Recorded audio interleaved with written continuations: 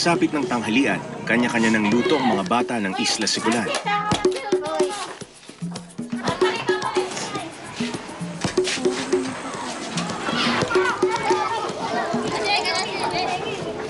Kung ang ibang bata sa Tandouak ay malayang nakakapaglaro, sina Jibal at iba pang mga bata ng Sikulan, kontento na lamang sa panonood dahil kailangang bantayan ang niluluto.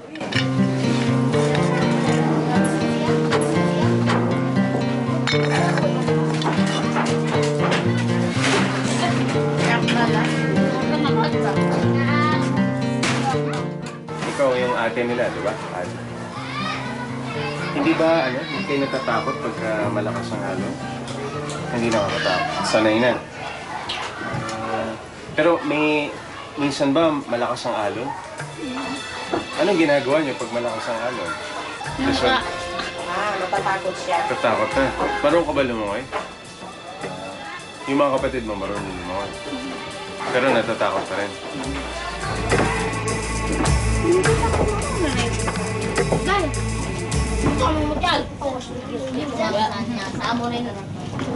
Dahil walang maibigay na pera ang tatay ni Jibal, lugaw na lamang kanilang kakainin sa buong 5 araw.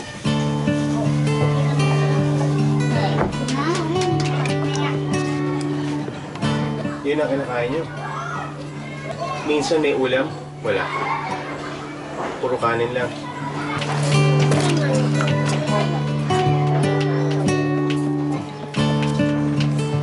Kanina kumain kayo ng asin, di ba? Asin lang, tsaka kanin. Hindi ba kayo pinapabaunan ng magulang? Isda, bigas. Wala bukas. Para... Hindi ba kayo natatakot pag kayo-kayo lang nandito sa isang linggo? Kami. Bakit kayo natatakot? Bakit? Meron iba na di. Pero, bakit niyo gustong magpunta pa dito kung nakakatakot? Mag-school kami.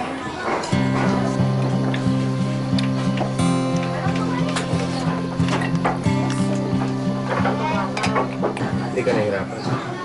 Hindi ba sila umiiyak? Hindi hinahanap yung magulang mo? Hindi. Hindi? Sanay na sila? Kung ikaw masusunod, gusto mo ba dito na lang kayo tumira?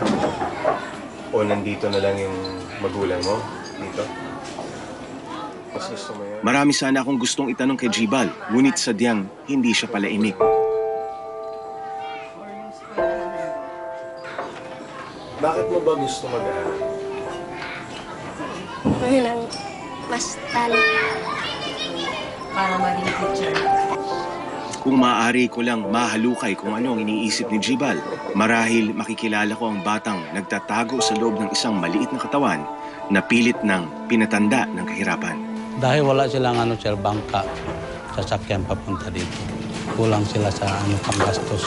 Yung kita maliit lang? Oo, kita maliit lang. Kasi wala silang matitirahan dito. Pag magrenta sila, mahal naman. Mahal.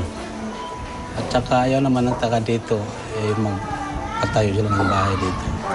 Ang kailangan din kasi maintindihan ng tao, territorial din ang mga tribo, no? Opo.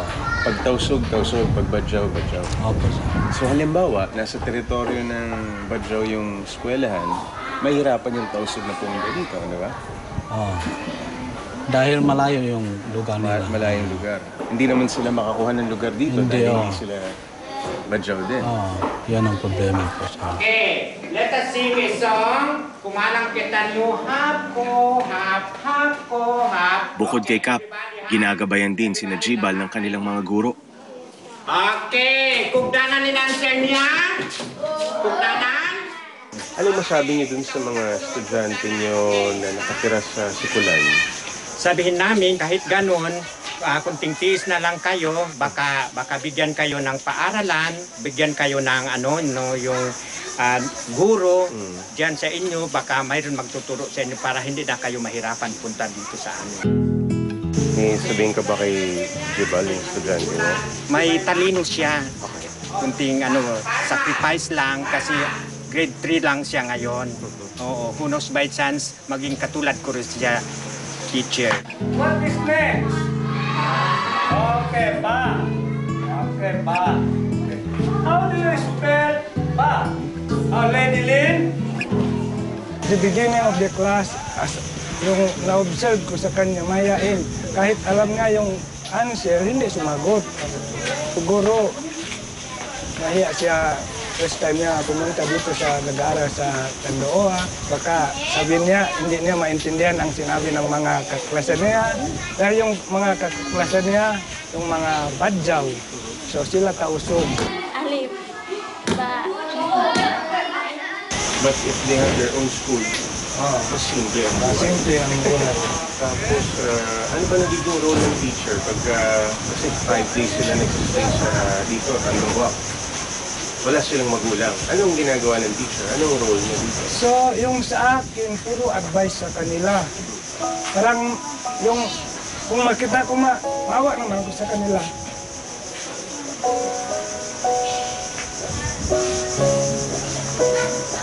Bakit? Alam mo sir, kung yung bata, yung magulang, walang magulang sa kanila mag-alaga, parang mahirap yun siya ang buhay. Parang mataling. Yung bakit ako sir, dahil mataling po sa akin. Dahil naranasan ko yun. Sacrifice ko yun, sacrifice ko lang. Mas lagi kung mag-aaral, walang magulang, walang paistihan dito. Tulad nila, walang bahay dito. Wala kang baon. Yung sometimes.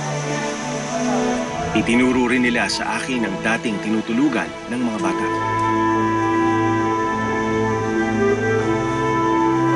Minsan sir, natulog din sila dito. Ano dito.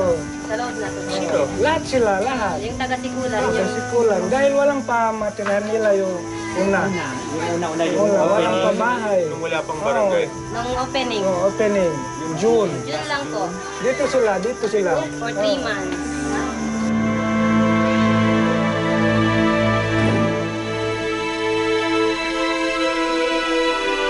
Ganito ang sitwasyon na tiniis ng mga mag-aaral ng Sikulan sa ngalan ng edukasyon.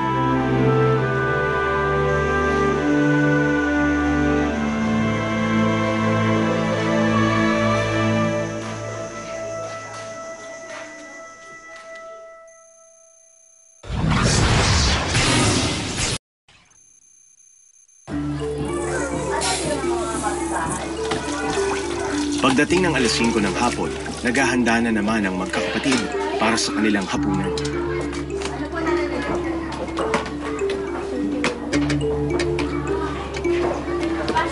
Ngayong gabi, may kaunting noodles na pagsasaluhan ng mga bata.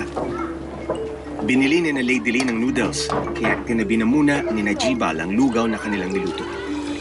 Tama ba mo?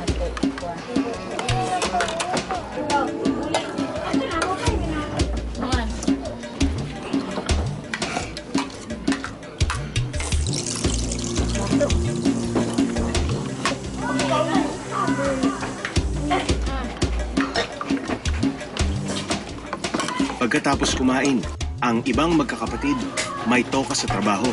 Ngunit si Jibal, siya pa rin ang tagahugas.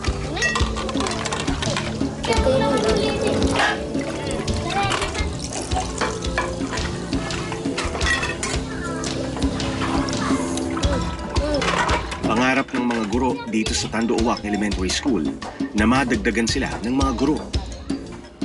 Hindi na rin kasi daw biro ang pagdami ng mga batang gustong mag-aral. Ang problema lang kasi sir, kung maraming mga bata, konti lang ang teacher. Ang problema lang, kulang sa guro. Kaya nga yung mga bata dito, hindi na nila nag-continue yung pag-aaral nila. Kahit may eskwelahan kapag wala ding teachers, Wala rin. wala din. Para sa mga batang nagsusumikap tumawid ng karagatan para lamang makapag-aral, insulto para sa kanila na ang mga gurong inaasahan ang siya namang hindi sumisipot sa paaralan. Kaya na nga, sabi ko kay Major Miguel, kung magpatayo tayo ng eskwelahan dito, kailangan pati yung guro, kailangan meron. Ito may classroom. May mga mag-aaral. Wala magtuturo. Guro po yung kulang dito, ma'am. Ngunit ano pa man ang malaking problema kinakaharap ngayon ng mga estudyante, mga guro, at maging ang lahat ng residente ng Sibuto dito sa Tawi-Tawi, pinipilit nilang punan ang mga pagkukulang. Dahil naniniwala silang sa tulong ng kanilang pagsusumikap at mga paghihirap at sakripisyo, makakatakas din sila sa sapot ng kahirapan na nakagista na nila. Magandang gabi po sa inyong lahat. Mula dito sa Tawi-Tawi, ako po si Jay Taruk at ito ang Eyewitness.